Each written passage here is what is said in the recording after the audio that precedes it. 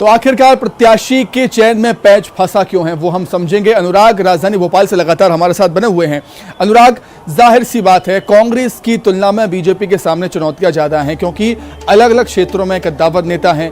ग्वालियर चंबल अंचल की बात करें तो तोमर जी हैं, सिंधिया जी हैं। इंदौर की बात करें तो भाई और ताई दोनों हैं। और शायद यही वजह है कि प्रत्याशी के चयन में बीजेपी के सामने चुनौतियां ज्यादा यहां पर आ रही हैं। अनुराग, बिल्कुल सुमित, देखिए पार्टी की कोशिश है कि निकाय चुनाव को लेकर जो एक राय बनाई जाए, ताकि जब उम्मीदवार के नाम का ऐलान हो तो किसी भी तरह के भीतरघात की संभावना ना हो, किसी तरीके से नेताओं की नाराजगी निकल कर ना आए और किसी एक नाम पर एक राय बनाने की कोशिश पार्टी के अंदर तेज होती हुई नजर आ रही है। लेकिन जो सबसे बड़ी दिक्कत है कि अलग अलग क्षेत्रों में जो अलग अलग नेता हैं वो अपने अपने समर्थकों के नाम को आगे बढ़ाते हुए नजर आ रहे हैं। ग्वालियर को लेकर जिस तरीके की खबरें निकल कर आ रही हैं कि वहां पर भी ज्योतिरादित्य सिंधिया और केंद्रीय मंत्री नरेंद्र सिंह तोमर के समर्थकों के नाम को लेकर खींचतान मची हुई है। और यही कारण है कि ज्योतिरादित्य सिंधिया ने आज मुख्यमंत्री से अकेले में मुलाकात की थी। इंदौर का भी हाल कुछ इसी तरीके से, भोपाल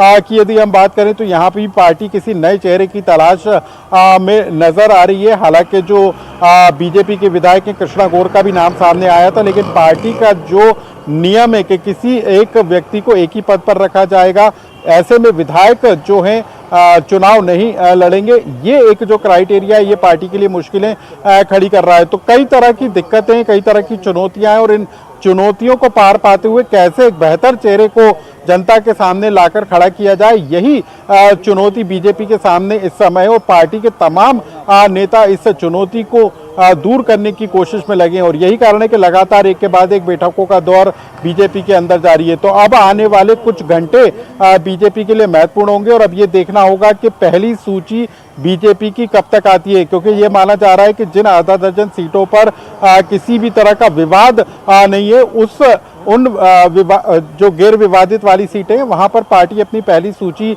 जारी कर सकती है। तो क्या आगे बिल्कुल अनुराग, हम कह सकते हैं कि कभी कभी जो पार्टियां नियम बनाती हैं वो नियम ही परेशानी खड़ी कर देते हैं। अनुराग, आपका बहुत धन्यवाद जुड़ने के लिए।